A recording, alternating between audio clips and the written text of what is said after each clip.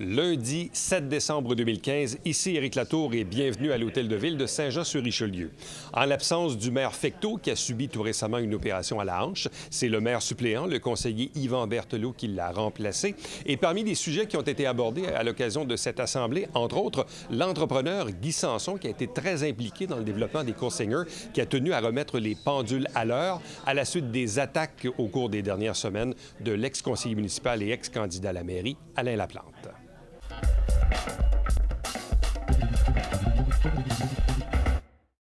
Alors, premièrement, Monsieur le maire suppléant, Messieurs les conseillers et conseillères, je vous salue. Mon nom est Guy Sanson, je suis promoteur immobilier. Je suis ici pour faire une mise au point au sujet de toutes les, si vous voulez, tous les articles de journaux provenant de la presse Canada français, des articles, pas des articles, mais des entrevues de vous, M. Berthelot, de M. Laplante, de différentes personnes à la télévision communautaire. Alors, comme vous savez, le rapport Mammot n'est pas un tribunal. On est tous d'accord que si jamais le rapport Mammot avait trouvé des collusions ou des malversations de la part des élus ou des fonctionnaires, le dossier aurait été transféré automatiquement à l'UPAC. Les promoteurs, comme moi, je ne peux pas parler pour le groupe Maurice, mais moi, je peux vous dire que les gens de l'UPAC ne m'ont jamais téléphoné, ni le ministère, pour me demander des questions au sujet du projet de la Seigneur. Quand je lis le conseiller Yann Landlois, je lui donne raison lorsqu'il dit que la crédibilité de la Ville est mise en cause. Mais je rajoute que celle des promoteurs aussi. Le rapport ne porte aucune accusation ni blâme. Le ministère emploie seulement le mot « recommandation ». Pas de collusion de la part des élus ni des fonctionnaires. L'enquête a été faite sur une période d'1 an, 2011 seulement. Je crois que la Seigneur a été devenue propriété de la Ville aux alentours de 2002. On est tous d'accord que le rapport omet notamment les obligations des promoteurs. Le site Seigneur, au départ, est environ d'1 690 514 pieds carrés. Une chose que les gens oublient dans le projet, c'est que 37 % des terrains étaient privés. Si on regarde tout le boulevard du Séminaire, le carré Seigneur, la Banque nationale, si on regarde le Super C, si on regarde tout ça, c'est tout de l'intérêt privé. La Ville de Saint-Jean n'a pas donné aucune subvention, pas de congé de taxes, ils n'ont pas donné rien pour la démolition. Ça fait plus de 40 ans que j'ai choisi de vivre ici. J'ai vu grandir mes enfants et j'ai réalisé une multitude de projets générateurs d'emplois. C'est ici également que mes enfants ont décidé de s'installer. Je suis d'ailleurs très fier qu'ils aient rejoint mes entreprises, les entreprises que j'ai bâties. Je trouve triste et très décevant que des gens qui ne connaissent même pas le dossier de la Seigneur puissent se permettre de dire des faussetés, faire des insinuations et ainsi ternir l'image des promoteurs, des élus et par le fait même de toute notre région. Les individus qui se permettent de dire n'importe quoi sur des élus et sur les décisions devraient d'abord tenter de se faire élire eux-mêmes. Ils verraient que ce n'est pas une mince tâche que d'être un élu. D'ailleurs, je profite de l'occasion pour saluer le travail de tous ceux et celles qui font avancer les choses dans notre région, que ce soit les élus précédents ou l'actuel conseil de ville, ou qu'il s'agisse des fonctionnaires de la municipalité. Je peux vous assurer que personne ne mérite de subir des allégations et des allusions d'un petit groupe d'individus qui cherchent à venger une défaite électorale dans laquelle je n'ai rien à voir. Je ne fais pas de politique. Ceci dit, Cours et Carré Seigneur sont des projets dont je suis extrêmement fier. Entre le terrain délabré de 2007, si vous voulez, j'aurais pu apporter une photo, vous aurez pu voir ce que ça a l'air, je pense que tout le monde l'a déjà vu, dont personne ne voulait, et ce qu'on peut voir aujourd'hui sur les mêmes espaces, plus de 87 millions de dollars ont vu le jour. Voici les faits. En 2002, la Ville de Saint-Jean reprend le site de la Seigneur. Ils mettent sur pied un comité composé notamment d'élus, de fonctionnaires, d'hommes d'affaires, dont Pierre Baillargeon, Michel Caron, le promoteur Georges Coulombe et vous, Monsieur Berthelot, qui représentiez la Ville.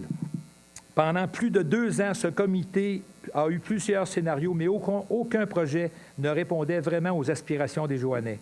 En 2004, le groupe que je dirige met de l'avant l'idée de développer un milieu de vie en misant sur la création d'un pôle santé. Peu de gens savent qu'il en a fallu de peu pour que la clinique Midi-Soleil, aujourd'hui active au Cours Seigneur, ait pignon au 10-30. Si le monde ne le savent pas, je peux vous donner des papiers en conséquence. Je cite du Journal de Canada français l'article du jeudi 19 novembre 2015. Monsieur Laplante est d'avis que les obligations du groupe Samson sont presque inexistantes. C'est inacceptable de dire des choses comme ça, OK? Réponse, j'ai amené une clinique médicale. La clinique médicale, elle ne vient pas du ciel. C'est moi qui l'avais dans ma poche, c'est moi qui avais un contrat, puis c'est moi qui ai acheté le 715 du boulevard d'Iberville pour amener cette clinique-là.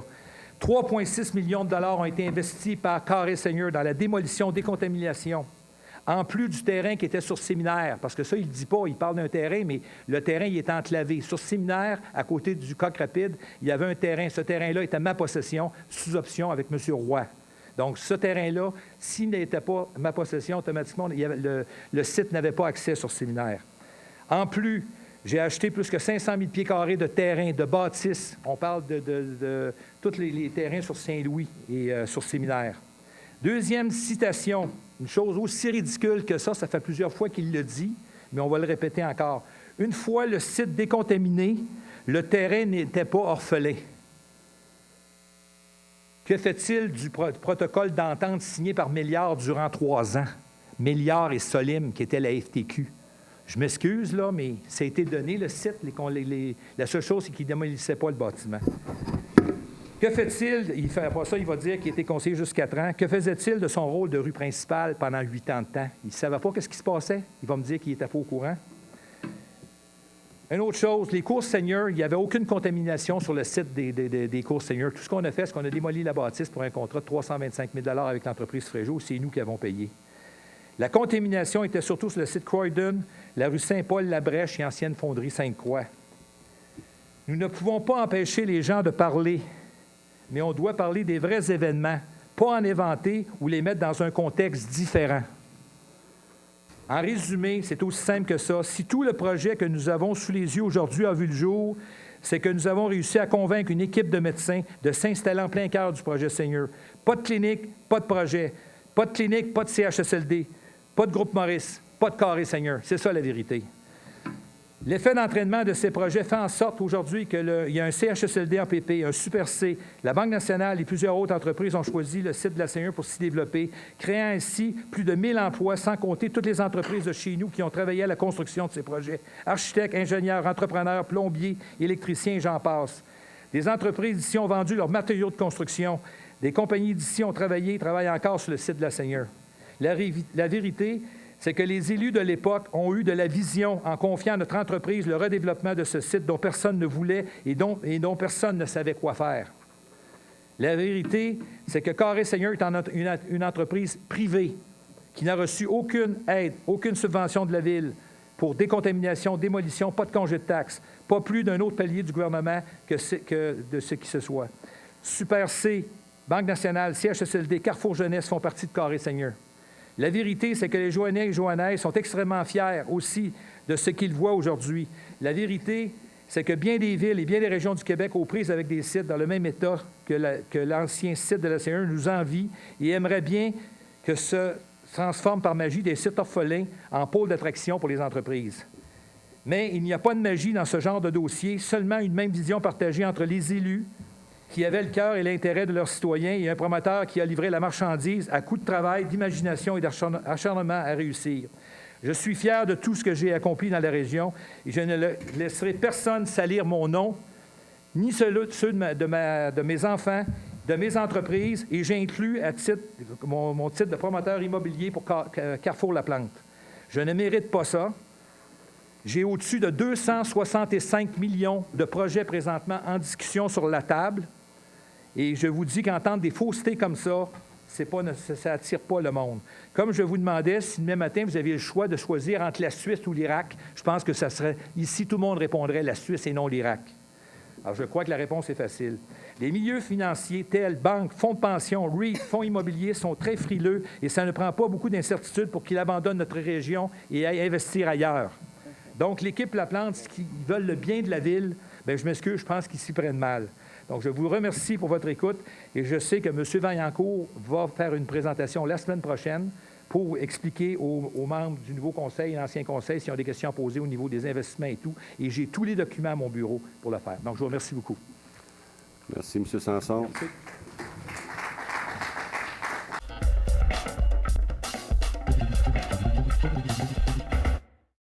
Oui, bonsoir. Mon nom est Denis Laplante. Je reste au 134 de la rue Bourassa, dans le quartier Saint-Luc. Moi, mon problème, c'est au niveau du transport en commun.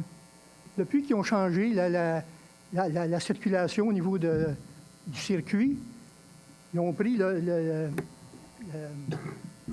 place où les gens attendaient avant, au bout de mon terrain, sur le boulevard Alexis-Lebert. Oui. Ils étaient là, ils l'ont mis sur le coin de rue, juste au coin de chez moi. Ce que ça fait, c'est qu'il y a des gens qui attendent l'autobus, là. Et ce que ça fait, les problématiques, c'est qu'on vient s'asseoir sur mon pavé uni, on vient s'asseoir sur le muret de pavé uni, on vient se mettre en dessous du carport quand la pluie tombe. Je vais-tu falloir que j'ai même fourni le téléphone à quelqu'un qui voulait appeler ses parents? Toutes sortes d'affaires qui arrivent. On ne se sent pas en sécurité. Puis, je trouve pas ça normal. Je pense que c'était mieux au coin où ce que c'est qui était avant, ou l'autre côté de la rue Augustin-Gauthier. Je pense qu'il y aurait de la place aussi. Ça prend peut-être une place pour que les gens soient à l'abri aussi des intempéries quand on va avoir un beau circuit. Okay. Non, mais écoutez, c'est important de nous le mentionner. On ajuste de temps à autre nos circuits d'autobus. Dans votre cas, ça ne vient pas rallonger ou modifier le circuit, c'est tout simplement déplacer l'arrêt de peut-être quelques mètres pour justement voir respecter votre propriété privée. C'est ça. Puis l'hiver, on va transmettre ça à notre directeur du service, puis il va avoir certainement une écoute. C'est ça. Puis l'hiver, moi, ça fait 2 fois que j'appelle à la ville dans les années antérieures. Il y a le stop qui est là, puis moi, mon entrée est là. Quand la charrue passe, puis elle fait un banc de neige, moi, la neige, je la mets sur le bord du stop, qui est juste à côté du trottoir. Parce que je suis pas loin, moi, du trottoir. Je suis à peine à peu près à 8 pieds du trottoir. Fait que là, ce que ça fait, c'est quand la charrue passe pour le trottoir, elle passe droit. Fait que si elle passerait de côté, ça ferait de la place, parce que c'est dangereux pour les enfants qui vont à l'école pas loin de chez moi. Puis eux autres, ils sautent, les petits garçons surtout, sautent sur le banc de neige, puis ils glissent. S'il y a une voiture, un gros véhicule qui passe, c'est direct en dessous des roues. Il n'y a même pas 2 pieds pour les protéger, ces enfants-là. Mais je comprends pas comment ça se fait que c'est encore là, ça. Bien, merci beaucoup de votre intervention. Ça fait plaisir.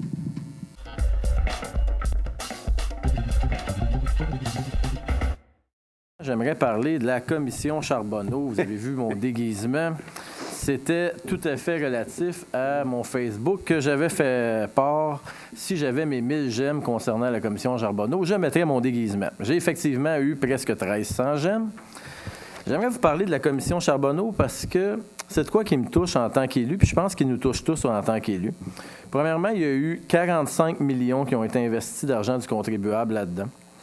4 ans, 263 jours d'audience, 3600 documents, 300 personnes entendues, 70 000 pages de transcription. Toute une télé-réalité. On a tous suivi ça. On a aimé certains comédiens. On en a aimé moins d'autres. Mais c'est un talk show qui nous a coûté quand même 45 millions. Je trouve que c'est exagéré. C'est même horrifiant ce qu'on a fait avec l'argent des contribuables. Pour un résultat. Le résultat... Bien, écoutez, c'est rare qu'on voit ça, mais leur aveu leur donnait pratiquement un pardon. C'est comme dans la vieille époque avec l'Église, quand on allait voir le curé, puis qu'on disait ce qu'on avait fait, on avait 4 prières à dire, puis tout était beau. Mais j'avais l'impression que c'était un peu ce que ça donnait, puis c'est dérangeant. Deuxièmement, on leur a même permis à certaines firmes de se racheter. Ça aussi, je trouve ça dérangeant un petit peu qu'on permette à certaines firmes de se racheter en disant « Bon, ben écoute, moi, je n'ai pas été correct, puis je vais vous donner tant de sous, puis tout est beau, on n'en parle plus. » Tu sais, dans ma tête, ça l'a fait comme s'il y avait 2 lois. Une loi pour certaines personnes, puis une loi pour d'autres personnes. J'ai rarement vu quelqu'un qui fait un hold-up à la banque puis qui dit « Bien, je vais te redonner la moitié de mon magot, puis tout est clair, puis j'avoue mes affaires, puis on n'en parle plus. » Je trouve ça dérangeant un peu aussi, parce qu'en tant qu'élu, j'aurais aimé qu'on me donne des outils pour dénigrer la collusion. J'aurais aimé qu'on me dise des choses. 2, il existe les plaintes au MAMO, comme certaines ont essayé, ou à l'UPAC. On peut en parler. Une plainte au MAMO peut prendre jusqu'à 4 ans à avoir une réponse. Le mandat d'un élu, 4 ans. Fait que si on fait 1 + 1, ça veut dire que tu poses une plainte la première journée que tu rentres, tu as ton résultat, tu n'es même plus élu. Après ça, l'UPAC. Bien, l'UPAC, c'est une belle machine, mais 24 policiers sont employés pour l'UPAC qu'on a mis en cause, puis 14 employés. Tu sais, quand on parle, puis là, je fais juste lancer les chiffres qu'on a entendu parler, je collabore pas s'ils sont vrais ou sont pas vrais. Tu sais, quand on parle des pertes de 50 millions, 500 millions, 600 millions ou 700 millions à travers le Québec, puis qu'on dit qu'on met 24 policiers sur l'enquête, bien, je peux pas en vouloir aux policiers, mais je peux pas dire que c'est nécessairement de la bonne foi pour qu'on retrouve toutes les sommes qui ont été perdues ou qui ont été mal faites. Le deuxième fait, c'est que ça met une image un peu négative des politiciens qui sont un peu dépourvus parce que quoi qu'il arrive, on n'a pas vraiment de moyens. T'sais, même des fois, si tu aurais des doutes ou tu n'as pas de doutes, ben il n'y a rien que tu peux faire. Il n'y a pas de moyens. Je trouve que c'est désolant un peu ce qui se passe présentement en politique, puis ça fait juste mettre un petit peu d'huile sur le feu. Ça ne l'améliore pas non plus l'image que ça donne à la politique. Puis je pense pas que c'est avec les claques sur les doigts qu'on a donné là qu'on va tout régler non plus ce qui se passe en politique générale. Puis je vise pas la ville, c'est important de savoir que je vise pas la ville de Saint-Jean là-dedans, mais vraiment l'ensemble des municipalités qui sont un peu à bout des moyens qui existent. Fait que mon opinion là-dessus, j'ai un peu honte en tant que politicien de la tournure des événements qui s'est passée, puis un peu de cette télésérie qui nous a coûté 45 millions. C'est désolant comme télésérie. Bien qu'on en a fait des vedettes, les gens qui nous ont un peu malheureusement ou encontreusement pris de l'argent des contribuables, on en a fait des vedettes. C'est quand même désolant comme société quand on voit des choses comme ça. Puis c'est très rare que je commente le niveau provincial, mais là, aujourd'hui, un petit peu de misère avec cette analyse-là. Pour terminer, concernant le parc industriel, je suis contre. Il y a des valeurs profondes en moi en tant qu'agriculteur, puis je le dis que la terre agricole, c'est quelque chose qu'on ne crée plus. On a arrêté d'en faire depuis plusieurs années. Puis chaque fois qu'on mange des gros lots comme ça, je pense qu'il faut y aller encore. On pourrait y aller par demi-dose, ou il faut y aller encore plus consciencieusement parce que la nourriture, tant qu'à moi, c'est important. Puis c'est important que l'étalement urbain, qu'on le fasse pas à petite échelle, mais qu'on réalise qu'à toutes les fois qu'on demande des lots en zone agricole, ben on vient un peu faire d'étalement urbain. Je dis pas que le parc, c'est un beau projet, qu'on y aille avec une moitié de dose puis qu'on commence avec ça. Puis après ça, on verra. Mais tout au complet, c'est quand même des bonnes superficies que je pense qu'on n'est pas nécessairement là. Fait que c'est un peu pour ça mon désarroi, c'est mes valeurs qui me font que j'ai un petit peu de difficulté avec le fait quand on demande de nouvelles terres agricoles en grande superficie, ça m'arrache un petit peu le cœur.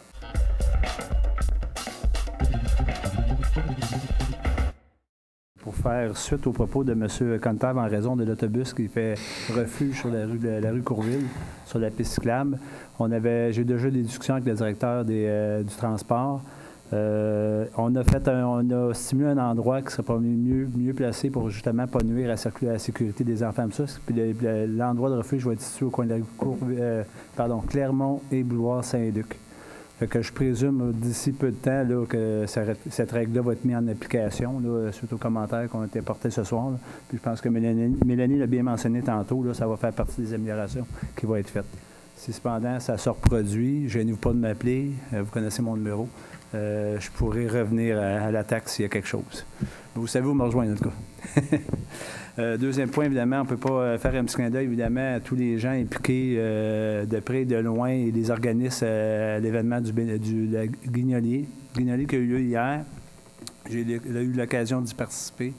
Bel événement. Je pense que les gens ont été d'une générosité incroyable, du moins pour ceux que j'ai rencontrés au porte-à-porte. Puis j'ai vu qu'on voit le bon côté des gens, puis voir quand même les sentiments d'aider les familles qui en ont besoin, malheureusement. Mais je pense que c'est un événement qui est important, mais je pense que tout ça, ça se fait évidemment dans la collectivité. Puis c'est grâce à les gens qui s'impliquent, des organismes comme la Saint-Vincent-de-Paul de Saint-Luc, qui était justement dans mon secteur, qui ont tout mis ce qui était possible de faire. Fait que je pense que le résultat, au final, va être extrêmement intéressant. Puis cette note-là, bien, j'espère que du moins que toutes les familles qui ont besoin de ces denrées-là vont pouvoir en bénéficier le plus possible.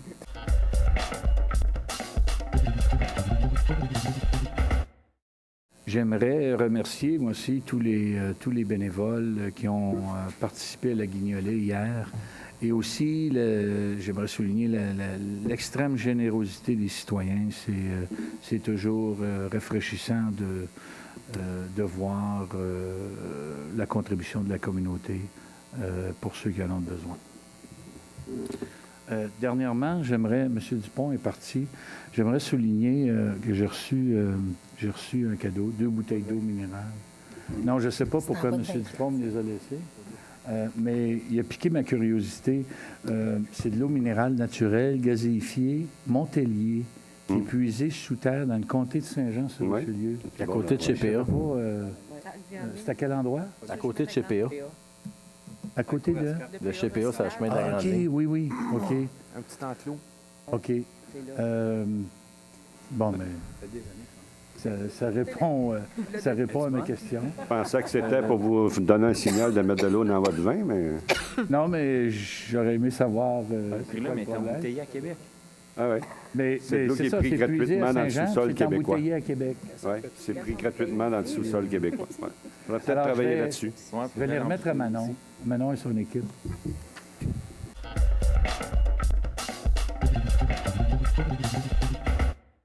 En premier lieu, ce soir, on a adopté le règlement 1391. C'est un règlement qui vient accorder aux citoyens qui sont propriétaires de maisons patrimoniales dans le cœur du village de l'Acadie. Ils vont être éligibles à des subventions. C'est des bonnes nouvelles parce que dans le secteur de l'Acadie, quand la maison est patrimoniale, c'est touché par un PIA qu'on appelle et on est très exigeant.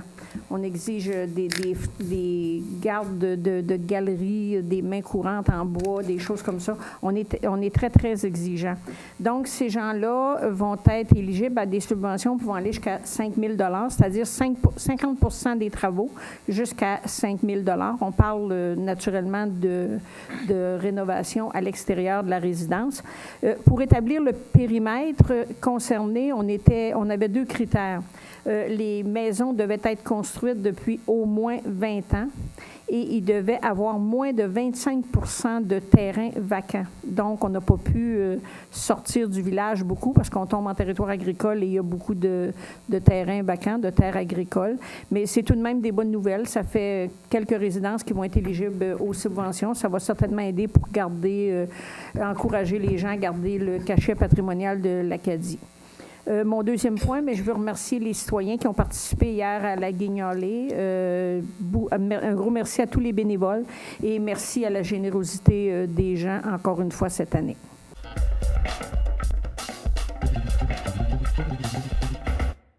Effectivement, les athlètes qui sont venus ici ce soir, c'est pas terminé, là. C'est des athlètes qui s'en vont en qualification pour les Olympiques qui vont se tenir au Brésil au cours de l'année 2016.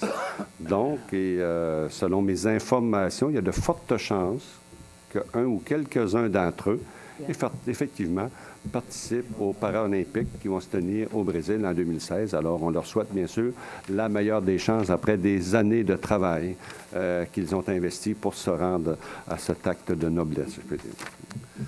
Ben oui, on a vu Justin arriver tout à l'heure pour respecter un genre d'engagement qu'il avait pris.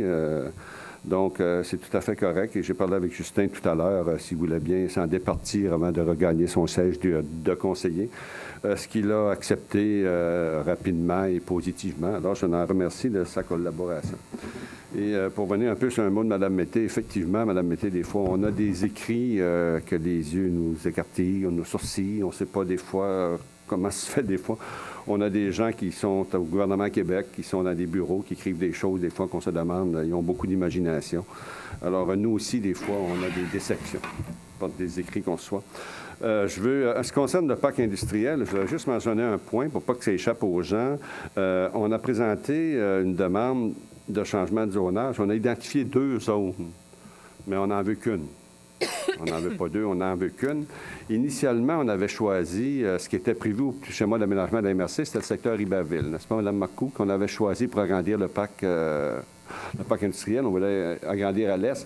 Malheureusement, le terrain n'est pas propice à de la construction importante. Donc, déjà, les usines qui s'installent doivent pieuter, donc mettre des pieux pour supporter le poids de leur usine ou des activités qu'ils doivent y faire.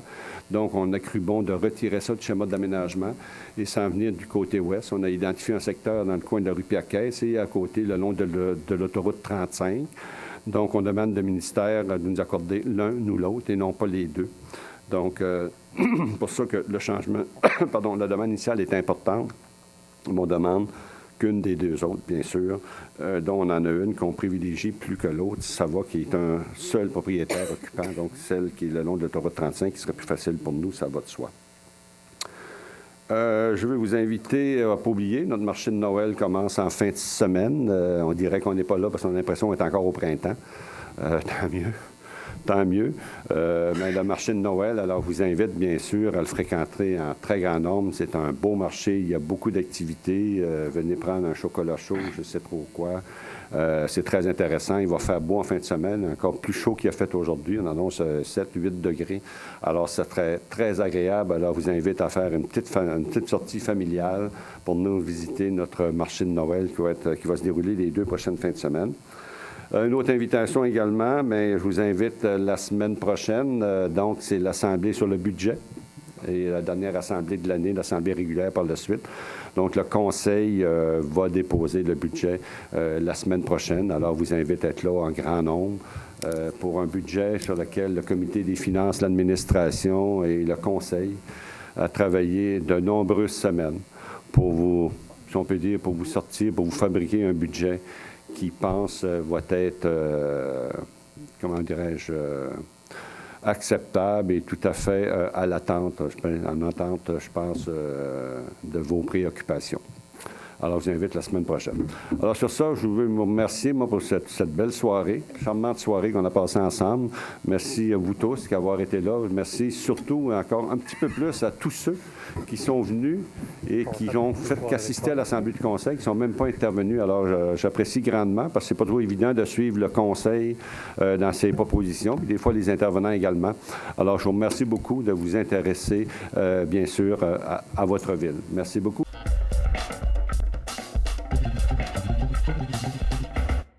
Merci d'avoir été là. On se fixe rendez-vous la semaine prochaine pour une autre émission de Saint-Jean-sur-Richelieu. Entre-temps, si vous désirez me joindre, vous le faites par courriel à éric.latour en un mot à commercial.tvhr9.com.